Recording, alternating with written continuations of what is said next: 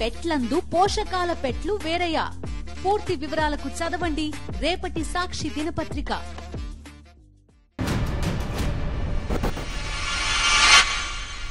చుట్టుముట్టే కట్టుకథలు, జవాబులేని ప్రశ్నలు, పరిష్కారం దొరకని సమస్యలు. ఇప్పుడు అన్నింటికీ సమాధానం దొరుకుతుంది. అసత్యాన్ని పట్టిచూపి వాస్తవాలను ఎదుట నిలిపి సమగ్ర విశ్లేషణతో పాయింట్ బ్లాంక్ రేంజ్లో గన్ షాట్.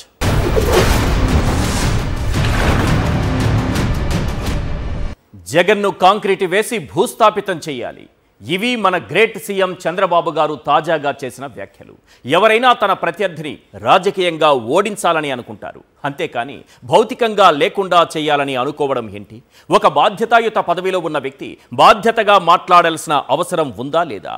ఒక సీఎం, ఒక ప్రతిపక్ష నేతను అనాల్సిన మాటలేనా ఇవి? చంద్రబాబు ప్రతిపక్షంలో ఉన్నప్పుడు అదే తీరు, అధికారంలోకి వచ్చిన తరువాత కూడా అదే తీరు.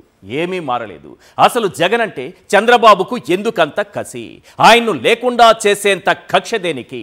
నారా లోకేష్ పొలిటికల్ కెరీర్కు ఎవరూ అడ్డు కాకూడదనే ఆలోచన నుంచి వస్తున్న మాటలేనా ఇవి? భవిష్యత్తులో పవన్ కూడా ఇలాంటి మాటలే పడాల్సి వస్తుందా? తేల్చేద్దాం గన్ షాట్గా. ఇక సెకండ్ టాపిక్. ఒకరు కాదు, ఇద్దరు కాదు, ఏకంగా 17 మంది. అది దుర్ఘటన కాదు, అంతకు మించి. వాటిని దుర్మరణాలు అనలేం, అంతకు మించి. పేలుడు ధాటికి శరీరాలు ఛిద్రమైపోయాయి. ఒక్కొక్కరి శరీర అవయవాలు చెల్లా చెదురుగా ఊడిపడ్డాయి. ఇంత ఘోర ప్రమాదం జరిగితే బాధ్యతాయుత ప్రభుత్వం ఏం చేయాలి? అధికార యంత్రాంగాన్ని పరిగెత్తించాలి. పాలకులు ఏం చెయ్యాలి? పరుగున సంఘటనా స్థలానికి చేరుకోవాలి. మేమున్నామని బాధిత కుటుంబాలకు కొండంత భరోసా ఇవ్వాలి. కానీ ఏపీలో ఇప్పుడున్న కూటమి ప్రభుత్వం ఏం చేసిందో తెలుసా? ముందు రోజు మధ్యాహ్నం ప్రమాద ఘటన జరిగితే తాపీగా మరుసటి రోజుకు మేల్కొంది. విమర్శలు వెల్లువెత్తడంతో అప్పుడు పరామర్శల పేరుతో ఫోటోలకు పోజులిచ్చేందుకు సీఎం చంద్రబాబు వచ్చారు. అచ్యుతాపురం సెజ్లోని ఎసెన్షియా ఫార్మా కంపెనీలో జరిగిన ప్రమాద ఘటనలో ప్రభుత్వం వ్యవహరించిన తీరు సర్వత్రా విమర్శలకు తావిస్తోంది. ఇదేం ప్రభుత్వం, వెళ్లనా మనం గెలిపించుకుంది అని జనాలు చీకొట్టేలా వ్యవహరించింది. ఇంతకీ ప్రమాదం నుంచి పరిహారం దాకా నిలువెత్తు నిర్లక్ష్యం ప్రదర్శించారా? రెడ్ బుక్ రాజ్యాంగంపై ఉన్న శ్రద్ధ ప్రజల ప్రాణాలపై లేదా? అటు ఇంత పెద్ద ప్రమాదం జరిగితే ముఖ్యమంత్రి, హోంమంత్రి, కార్మిక మంత్రి ఏం చేస్తున్నట్లు? తేల్చేద్దాం గన్ షాట్గా. ఇక థర్డ్ టాపిక్. ఈసీ తీరుతో ఈవీఎంల పనితీరుపై అనుమానాలు మరింతగా బలపడుతున్నాయి. ఆఖరికి కోర్టు తీర్పులు కూడా ధిక్కరిస్తూ ఇష్టానుసారంగా ఈసీ వ్యవహరిస్తోంది. ఈవీఎంల వెరిఫికేషన్ కోరితే మాక్ పోలింగ్ నిర్వహిస్తామంటారు. మాక్ పోలింగ్ పేరుతో డేటా డిలీట్ చేసేందుకు కుట్రలు చేస్తుంటారు. ఫలితాలు వెలువడిన 45 రోజుల వరకు ఈవీఎం డేటా, వీవీప్యాట్ స్లిప్పులు భద్రంగా ఉంచాలని సుప్రీంకోర్టు ఆదేశించిన వెంటనే వాటిని డిస్ట్రాయ్ చేయాలని చీఫ్ ఎలక్షన్ కమిషనర్ ఆదేశిస్తారు. ఇదంతా చూస్తుంటే తెర వెనుక ఏదో కుట్ర జరిగినట్టే అని కనిపిస్తోంది. అసలు బాలినేని అడిగిందేంటి, ఈసీ చేస్తున్నదేంటి? ఈవీఎంలో డేటా డిలీట్ చేసే కుట్రకు తెరలేపారా? మాక్ పోలింగ్ నాటకం అందుకే ఆడుతున్నారా? వ్యవస్థలను అదృశ్య శక్తి వెనకుండి మేనేజ్ చేస్తోందా? తేల్చేద్దాం గన్ షాట్గా.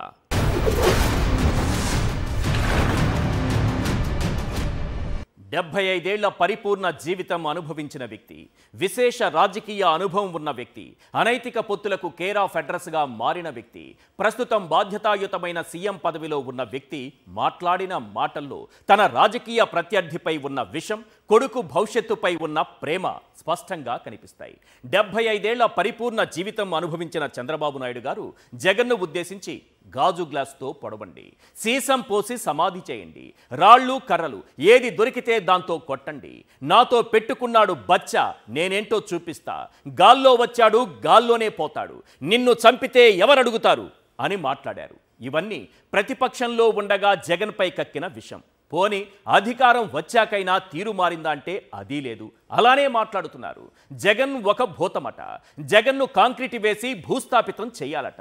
ఇవి తాజాగా చంద్రబాబు చేసిన వ్యాఖ్యలు. ఈ మాటలు వింటుంటే అసలు చంద్రబాబుకు ఏమైంది అని జనాలు ప్రశ్నిస్తున్నారు. తన రాజకీయ ప్రత్యర్థిని భౌతికంగా లేకుండా చేయటమేనా రాజకీయం అని ప్రజలే ప్రశ్నిస్తున్నారు. ఇంతకీ జగన్కు ప్రాణహాని తలపెట్టే కుట్ర జరుగుతోందా? జగన్ సెక్యూరిటీ తగ్గించడం అందులో భాగమేనా? చంద్రబాబు వ్యాఖ్యలు దేనికి సంకేతం? బాధ్యతాయుతమైన పదవుల్లో ఉన్నప్పుడు మాటలు ఆచితూచి మాట్లాడాలి. అంతేకాని ప్రత్యర్థిపై ఉన్న అక్కసును బయటకు కక్కడానికి ఏది పడితే అది మాట్లాడకూడదు. కానీ ముఖ్యమంత్రి హోదాలో ఉన్న చంద్రబాబు మాజీ ముఖ్యమంత్రి వైఎస్ జగన్పై మరోసారి దారుణ వ్యాఖ్యలకు తెగబడ్డారు. ఇప్పుడు రాష్ట్రంలో ఒక భూతం ఉందని, ఆ భూతం మళ్లీ వస్తా అంటోందని, దానిని భూస్థాపితం చేయాలని, పైకి రాకుండా కాంక్రీట్ కూడా వెయ్యాలంటూ మాజీ ముఖ్యమంత్రి వైఎస్ జగన్ను ఉద్దేశించి దారుణమైన వ్యాఖ్యలు చేశారు. చంద్రబాబు నోటి వెంట ఇలాంటి వ్యాఖ్యలు రావడం ఇప్పుడు కొత్తేమీ కాదులే.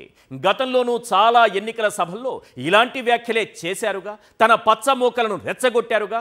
ఇప్పుడు అధికారంలోకి వచ్చాక ఓ సెక్షన్ ఆఫ్ పీపుల్ని జగన్కు హాని తలపెట్టే ఉగ్రవాదులుగా తయారు చేయాలన్నది ఆయన బలమైన కోరిక కావచ్చు. కారణం కన్న కొడుకుపై ఆయనకున్న అమితమైన ప్రేమ కావచ్చు.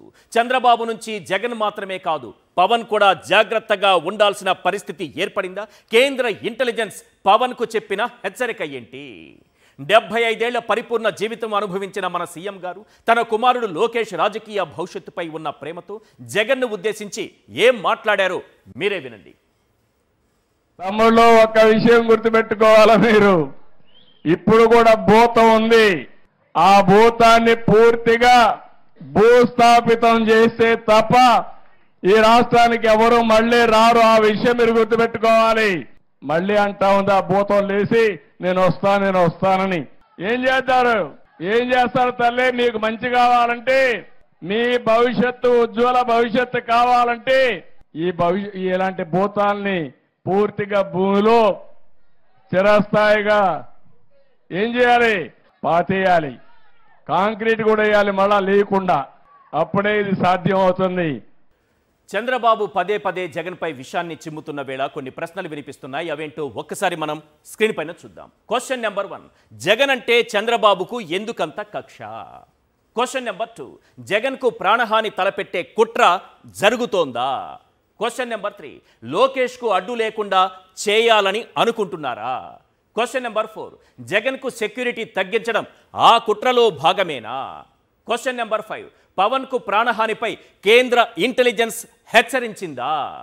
జగన్పై చంద్రబాబు మరోసారి దారుణమైన వ్యాఖ్యలు చేసిన వేళ వినిపిస్తున్నటువంటి ప్రశ్నలివి. రాజకీయాల్లో శాశ్వత మిత్రులు, శాశ్వత శత్రువులు ఉండరంటారు. అవును, చంద్రబాబు విషయంలో ఇది బాగా వర్తిస్తుంది. గతంలో సోనియాను దయ్యం, భూతం, పిశాచి అంటూ నానా దుర్భాషలాడారు. ఆ తరువాత అదే సోనియా ముందు సాగిలపడ్డారు. మోడీ విషయంలోనూ అంతే. ఒకానొక సమయంలో దేశ ప్రధానిని ఒక టెర్రరిస్టుగా అభివర్ణించారు. ఆ తరువాత మళ్ళీ ఎన్డీఏతో పొత్తు పెట్టుకుని ఆయనతో చేతులు కలిపారు. తనకు అవసరం ఉన్నప్పుడు ఆకాశానికి ఎత్తడం, అవసరం తీరిపోయినప్పుడు బూతులు తిట్టడం చంద్రబాబుకు పరిపాటే.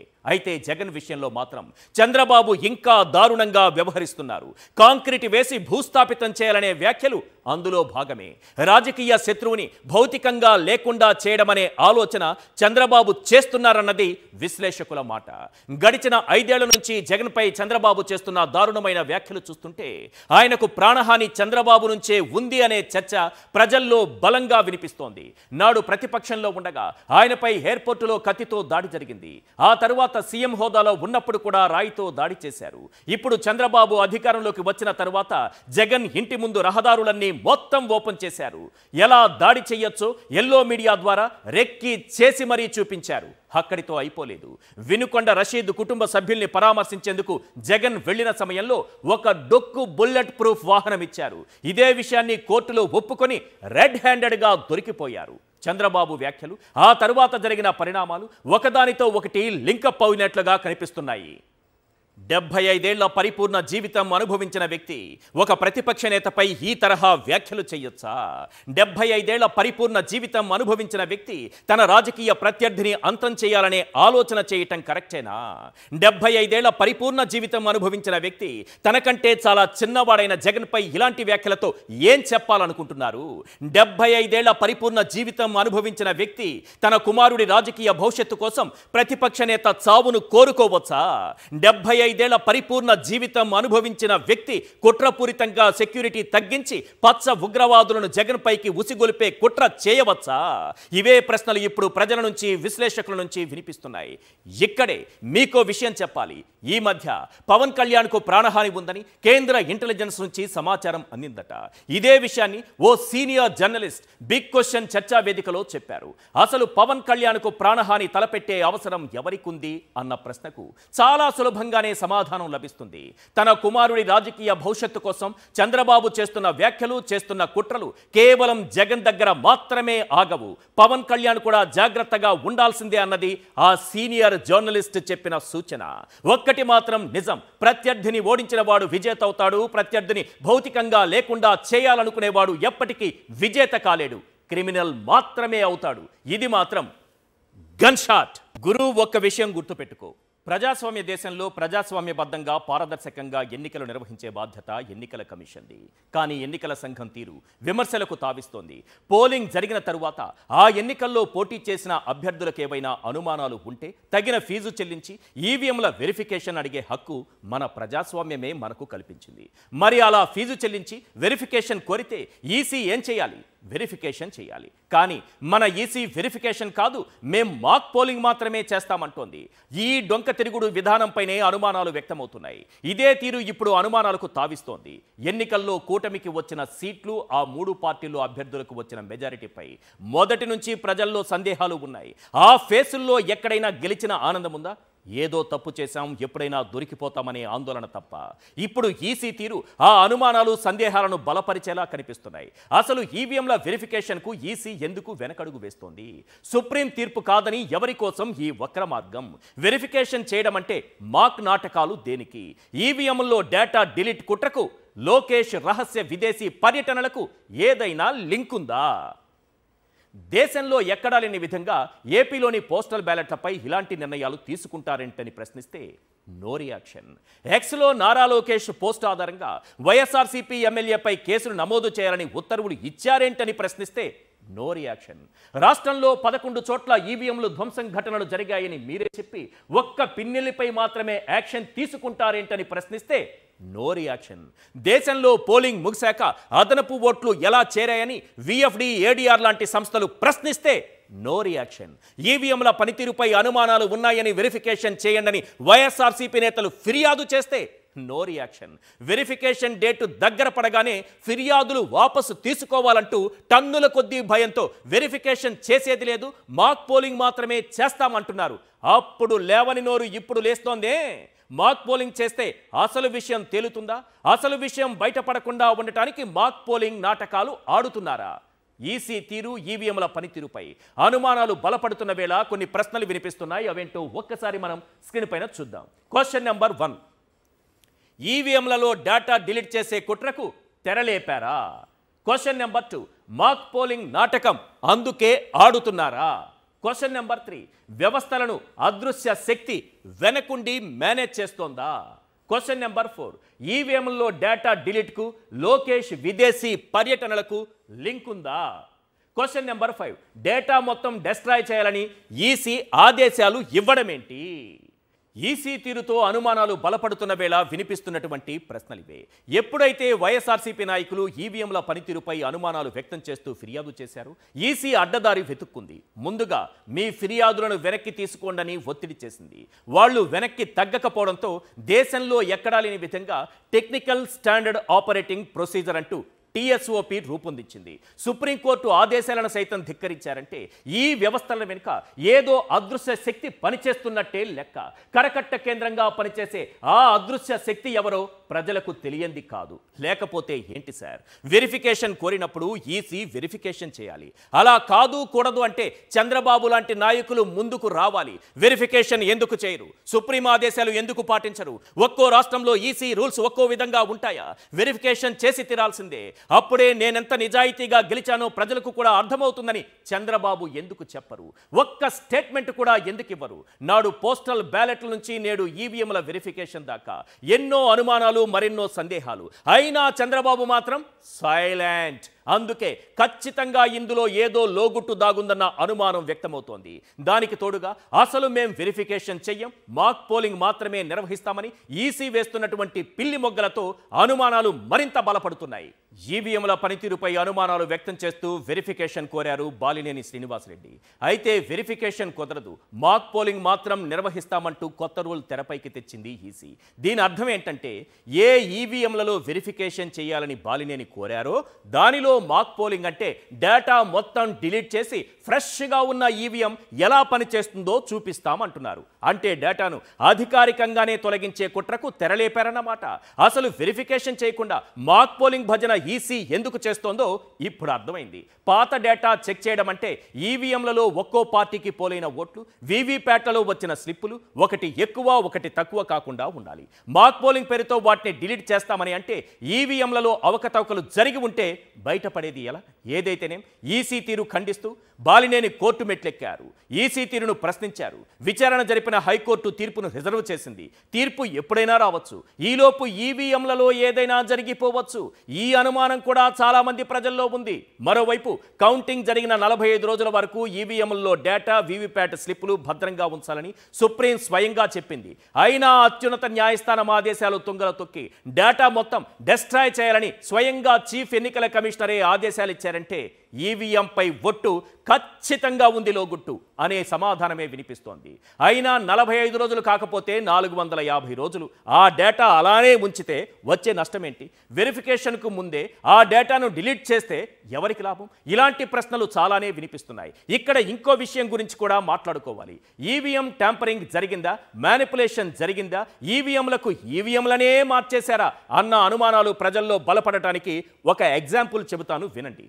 హిందూపురం అసెంబ్లీ సెగ్మెంట్లోని 28వ పోలింగ్ బూత్లో మొత్తం 578 ఓట్లు పోలైతే కాంగ్రెస్కు 464 ఓట్లు రావడం ఒక విచిత్రం. అలాగే టీడీపీకి 95, నోటాకు 8, వైఎస్ఆర్సీపీకి 1 ఓటు మాత్రమే పడింది.